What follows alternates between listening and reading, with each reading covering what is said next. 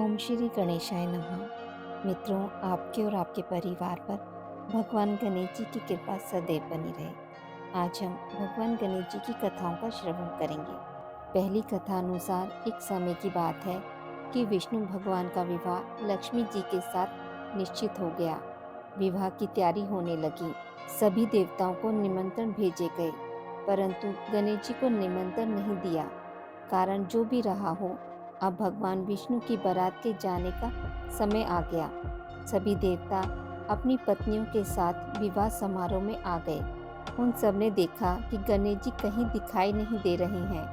तब वे आपस में चर्चा करने लगे कि क्या गणेश जी को नहीं न्योता है या स्वयं गणेश जी नहीं आए हैं। सभी को इस बात पर आश्चर्य होने लगा। तभी सबने विचार किया कि विष्णु भगवान से ही इसका कारण पूछा जाए।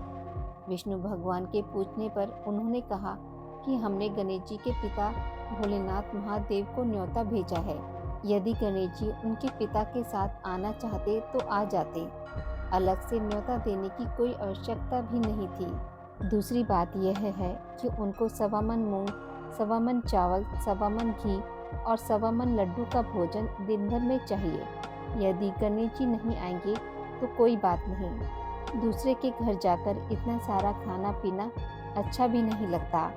इतनी वार्ता कर ही रहे थे कि किसी एक ने सुझाव दिया, यदि गणेश जी आ भी जाएं तो उनको द्वार पर बनाकर बैठा देंगे कि आप घर का ध्यान रखना।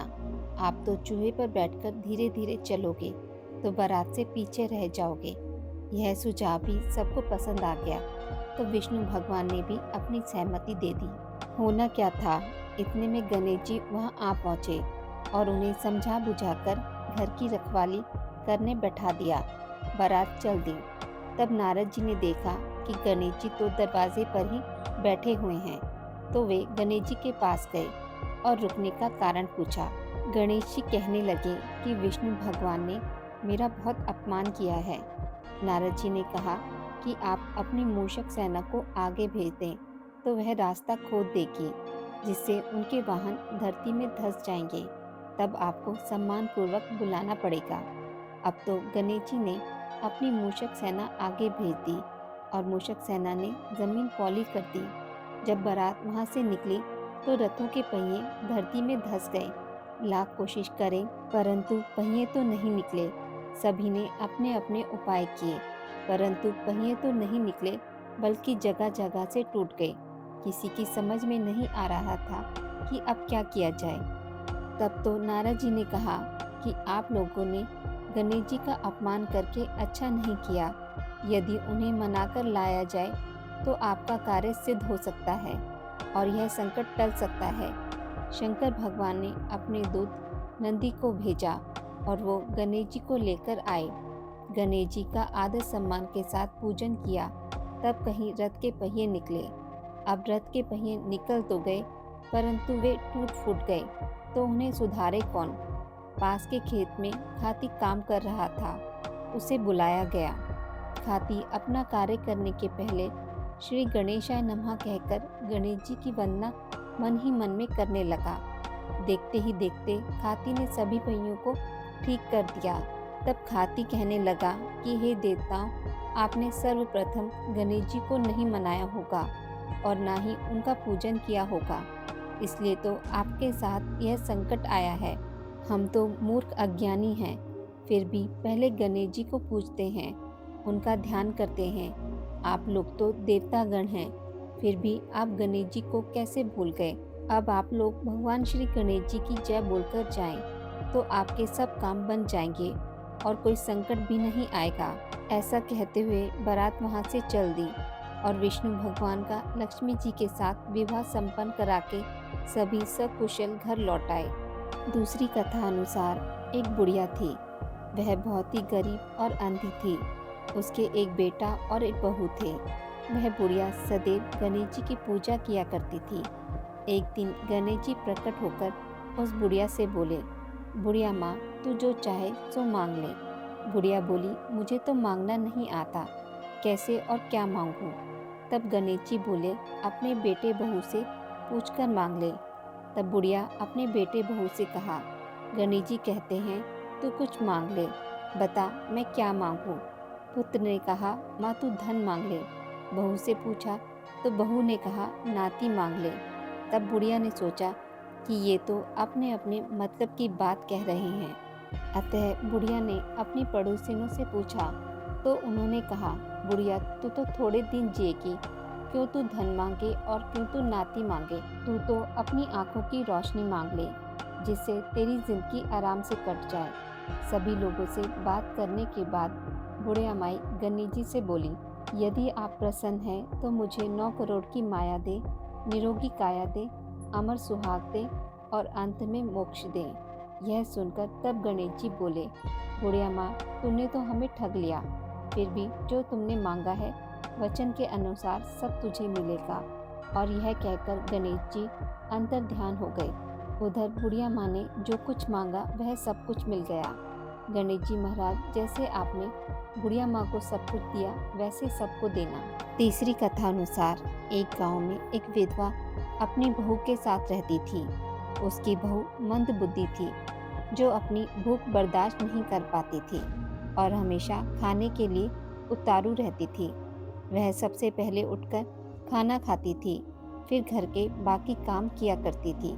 एक दिन विधवा ने अपने घर में पूजा करवाने का सोचा, लेकिन वह थोड़ी परेशान थी, क्योंकि उसकी बहू अगली सुबह उठते ही खाना खाने के लिए दौड़ेगी और पूजा के लिए बनाए गए पकवान को झूठा कर देगी। अपनी बहू को पूजा के लिए बनाए गए पकवान से दूर रखने के लिए विधवा ने एक तरीका निकाला। पूजा वाली सुबह उसने एक मटका लिया और उसके नीचे एक छेद कर दिया और अपनी बहू से बोली कि आज पूजा है, इसलिए खाना खाने से पहले पानी भर के ले आओ। बहू भी चालाक निकली। उसने देख लिया था कि विधवा ने मटके के नीचे छेद कर दिया है, इसलिए वह अपनी साड़ी में आटा बांधकर पनघट पर चली गई। वहां उसने आटा निकाला और कुएं के पानी की मदद से बाटियां बनाने लग गई। कुएं के पास ही एक शमशान घाट था, जहां चिता जलाई जा रही थी। बहू ने उसकी आंच में अपनी बाटियां सेक ली। उसकी बाटियां सूखी थी तो वह पास में ही गणेश जी के मंदिर चली गई, जहां गणेश जी को किसी ने चोला चढ़ाया हुआ था। उसने देखा कि गणेश जी की तौंद पर घी लगा हुआ है। उसने उस घी को अपनी बाटी पर लगा लिया और उसका भोग गणेश जी को लगाकर वह बाटियां खा ली और घर वापस चली गई। बहू की इस हरकत पर गणेश जी को बहुत गुस्सा आया और उन्होंने गुस्से में अपने नाक पर उंगली चढ़ा लिया। जब गांव वालों ने देखा कि गणेश जी ने अपने नाक के ऊपर उंगली चढ़ा लिया है तो उन्हें मनाने लगे। बहुत कोशिश करने के बाद भी गणेश जी नहीं माने। उन्होंने अपनी उंगली नाक से नहीं उतारी। जब यह बात राजा को पता चली तो राजा ने बड़े बड़े पंडितों और ज्योतिषियों को बुलाया और हवन करवाया, लेकिन गणेश जी फिर भी नहीं माने। सब बहुत चिंतित हुए। राजा ने पूरे गांव में यह ऐलान करवा दिया कि जो भी इंसान गणेश जी की नाक पर से उंगली हटाने में सफल होगा उसे इनाम के तौर पर 5 गांव दिए जाएंगे। गांव के सभी लोग गणेश जी को मनाने में लग गए, लेकिन गणेश जी माने ही नहीं और अपनी उंगली चढ़ाए रखे। अंत में विधवा की बहू बोली कि अगर सब उसे आज्ञा दे तो वह गणेश जी की उंगली हटा सकती है। उसकी बात सुनकर विधवा हंसने लगी और बोली कि जब बड़े बड़े विद्वान कुछ नहीं कर पाए तो वह कैसे गणेश जी को मना पाएगी। किसी ने बोला कि जब सब लोगों को मौका दिया है तो उसे भी एक मौका मिलना चाहिए। फिर सभी लोग बहू को एक मौका देने के लिए मान गए, लेकिन बहू ने एक शर्त रखी। उसने कहा कि उसके घर से लेकर मंदिर तक एक पर्दा बांधा जाए। सब लोगों ने सोचा इतना सब कुछ तो हो ही चुका है, तो पर्दा बांधने में क्या जाता है।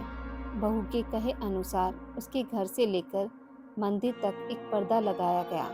बहू ने अपना दिमाग लगाया और वह अपने पेटीकोट में मोगरी छिपाकर मंदिर में चली गई। मंदिर जाकर उसने गणेश जी से बोला कि मैंने आपके तोंद से ज़रा सा घी क्या ले लिया, आपने अपनी नाक पर उंगली चढ़ा ली। अब नाक पर से उंगली हटा रहे हो या दूं एक मोगरी की, अभी आपके टुकड़े टुकड़े हो जाएंगे। बहू की यह चेतावनी सुनकर गणेश जी थोड़ा डर गए और उन्होंने सोचा कि यह तो पूरी पागल है। कहीं सच में यह मुझे मोकरी ना मार दे। गणेश जी ने बिना सोचे समझे अपनी नाक पर से उंगली हटा ली, जिसे देखकर गांववासी खुश हो गए और बहू का जयकारा करने लगे। राजा के ऐलान के मुताबिक बहू को 5 गांव इनाम में दिए गए। इस कथा के अनुसार लोग गणेश जी भगवान से यह मांगते हैं कि वह भी उस बहू की तरह सबकी बात मान जाए और उनकी मनोकामनाएं पूरी कर दे। चौथी कथा अनुसार एक बार बाल गणेश अपने मित्र मुनि पुत्रों के साथ खेल रहे थे। खेलते खेलते उन्हें भूख लगने लगी। पास में ही गौतम ऋषि का आश्रम था। ऋषि गौतम ध्यान में थे और उनकी पत्नी अहिल्या रसोई में भोजन बना रही थी। गणेश जी आश्रम में गए और अहिल्या का ध्यान बढ़ते ही रसोई से सारा भोजन चुरा कर ले गए और अपने मित्रों के साथ खाने लगे। तब अहिल्या ने गौतम ऋषि का ध्यान भंग किया और बताया कि रसोई से भोजन गायब हो गया है। ऋषि गौतम ने जंगल में जाकर देखा तो गणेश जी अपने मित्रों के साथ भोजन कर रहे थे। गौतम ऋषि उन्हें पकड़कर माता पार्वती के पास ले गए।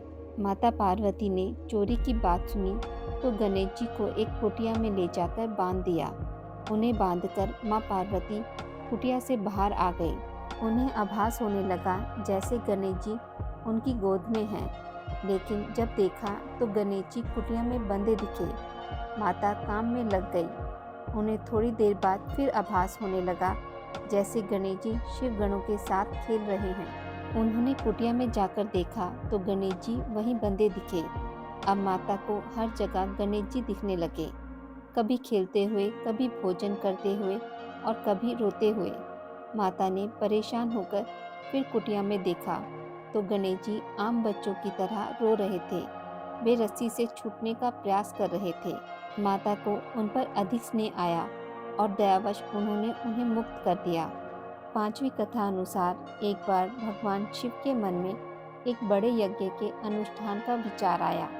विचार आते ही वे शीघ्र यज्ञ प्रारंभ करने की तैयारियों में जुट गए। सारे गणों को यज्ञ अनुष्ठान की अलग अलग जिम्मेदारियां सौंप दी गई। सबसे बड़ा काम था सारे देवताओं को यज्ञ में आमंत्रित करना।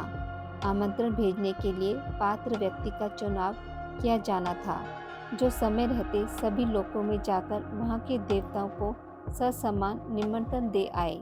ऐसे में किसी ऐसे व्यक्ति का चयन किया जाना था जो तेजी से जाकर ये काम कर दे।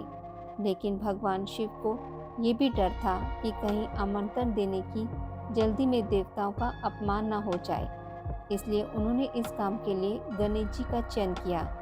गणेश जी बुद्धि और विवेक के देवता हैं। वे जल्दबाजी में भी कोई गलती नहीं करेंगे।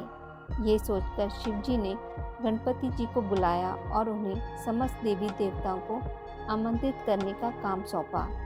गणेश जी ने इस काम को सहर्ष स्वीकार किया, लेकिन उनके साथ समस्या यह थी कि उनका वाहन चूहा था, जो बहुत तेजी से चल नहीं सकता था। गणेश जी ने काफी देर तक चिंतन किया कि किस तरह सभी लोकों में जाकर आदर पूर्वक सारे देवताओं को यज्ञ में शामिल होने का आमंत्रण दिया जाए। बहुत विचार के बाद उन्होंने सारे आमंत्रण पत्र उठाए और पूजन सामग्री लेकर ध्यान में शिव जी के सामने बैठ गए। गणेश जी ने विचार किया कि यह तो सत्य है कि सारे देवताओं का वास भगवान शिव में है। उनको प्रसन्न किया तो सारे देवता प्रसन्न हो जाएंगे। ये सोचकर गणेश जी ने शिव जी का पूजन किया और सारे देवताओं का आवाहन करके सभी आमंत्रण पत्र शिव जी को ही समर्पित कर दिए। सारे आमंत्रण पत्र देवताओं तक स्वतः पहुंच गए और सभी यज्ञ में नियत समय पर पहुंच गए। इस तरह से गणेश जी ने एक मुश्किल काम को अपनी बुद्धिमानी से आसान कर दिया।